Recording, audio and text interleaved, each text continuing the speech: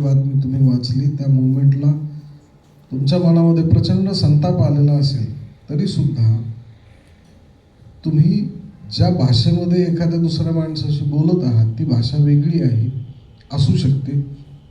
परंतु सोशल मीडियामध्ये, माध्यमांमध्ये लिहित असताना तुम्हाला भाषेचा जो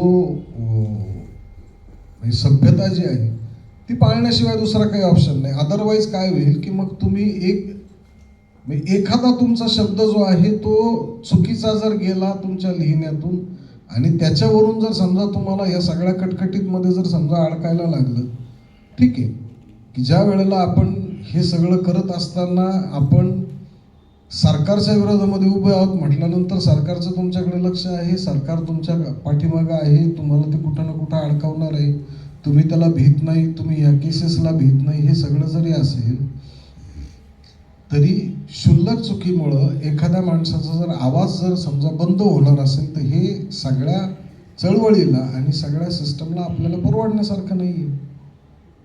त्याच्यामुळे जर समजा आपण अगदी त्या मुवमेंटला तुम्हाला असं वाटलं की बा आपल्याला लिहायचं आहे, तरी पण ते लिहित असताना तुमची भाषा जी आहे ती कुठल्याही कायदेशीर चौकटीत किंवा कायदेशीर गोष्टींमध्ये अडकणार नाही. एवढं तर पथ्य पाळण्याला कोणालाच अडचण नसेल.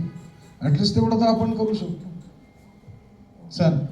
सर आणखीन एक असा विषय आहे की आता आपल्याकडे माहितीचे सोर्स प्रचंड प्रमाणात आहेत आणि फेक न्यूज सुद्धा मोठ्या प्रमाणावर आहेत. तर तुम्ही लिहिताना म्हणजे आकडेवारी वगैरे जे म्हणता, माहिती तर प्रचंड आहे, तर खरं पण तपासण्यासाठी तुम्ही कोणती प्रक्रिया अवलंब करता?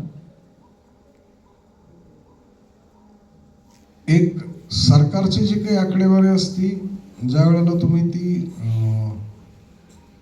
मंत्री किंवा अधिकारी लोकसभेमध्ये किंवा विधिमंडळामध्ये ज्या वेळेला ते देतात त्यावेळेला ती आकडेवारी सरकारला स्वतः ऑथेंटिकेट करून द्यायला लागते. आणि तुम्ही ती आकडेवारी घेऊन ज्या वेळेला लिहिता त्यावेळेला त्याचा जो संदर्भ आहे हा विधिमंडळात अमक्या मंत्र्यांनी किंवा अमक्या अधिकाऱ्यांनी लेखी प्रश्नाच्या उत्तरामध्ये मांडलेली आकडेवारी आहे, त्यावेळेस त्याचं ऑथेंटिकेशन सरकार स्वतः करत असतं. त्याच्यामुळं ती आकडेवारी ऑथेंटिक असते. बाकी ज्या वेळेला तुम्ही गुगल किंवा अन्य कुठल्या साधनांमधून ती आकडेवारी हे करता त्यावेळेला तुम्हाला क्रॉस व्हेरीफाय करण्यासाठी फॅक्ट चेक आहे किंवा सांख्यिकी डेटा जो आहे सरकारचा तो तुमच्याकडे उपलब्ध असतो किंवा वेगवेगळ्या रिसर्च संस्था ज्या आहेत या संस्था ही आकडेवारी गोळा करत असतात. या संस्थांच्या वेबसाईटवर हा डेटा जो आहे हा उपलब्ध असतो आणि हा सगळा डेटा जो आहे हा ज्या वेळेला आपण मिळवतो त्यावेळेला तो डेटा ऑथेंटिक आहे की नाही किंवा तो डेटा व्यवस्थित आहे का नाही हे बघण्यासाठी म्हणजे त्याच्यामध्ये असं ज्याला आपण ॲब्सर्ड म्हणा किंवा असं चुकीचं म्हणण्यापेक्षा जो एक लाईन आहे त्याच्यापासून बाजूला गेलेला असं काही आकडेवारी किंवा बाजूला गेलेली काही असेल तर ती तेवढी ती लक्षात येते. त्याच्यामुळं फॅक्टचेकच्या ज्या काही साईट्स आहेत त्या तुम्ही वापरणे, सांख्यिकी गव्हर्नमेंटचा सांख्यिकीचा डेटा वापरणे, कारण गव्हर्नमेंटच्या सांख्यिकी मंत्रालयाचा जो काही डेटा आहे जो याच्यावर उपलब्ध असतो, कुटुंब कल्याण मंत्रालयाचा डेटा असतो किंवा तुमचं नॅशनल क्राईम ब्युरो जो आहे त्याचा डेटा उपलब्ध असतो.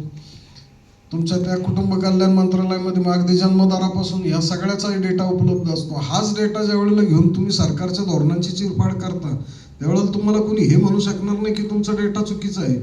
तुमच्या सरकारच्या वेबसाईटवर असणारा डेटा चुकीचा असेल तर सरकार चुकीचं आहे हे तुम्हाला तिथंच सिद्ध करता येतं. आता एक थोडा सांस्कृतिक अंगानं प्रश्न असल्यामुळं आपली सांस्कृतिक चळवळ, तर आता आपण मराठी भाषा जरी बघितली तरी त्याला विविध बोली भाषेचा एक टच आहे. म्हणजे सातारवरून आम्ही आलो, आमची भाषा तुमच्या इकडची किंवा कोकणातील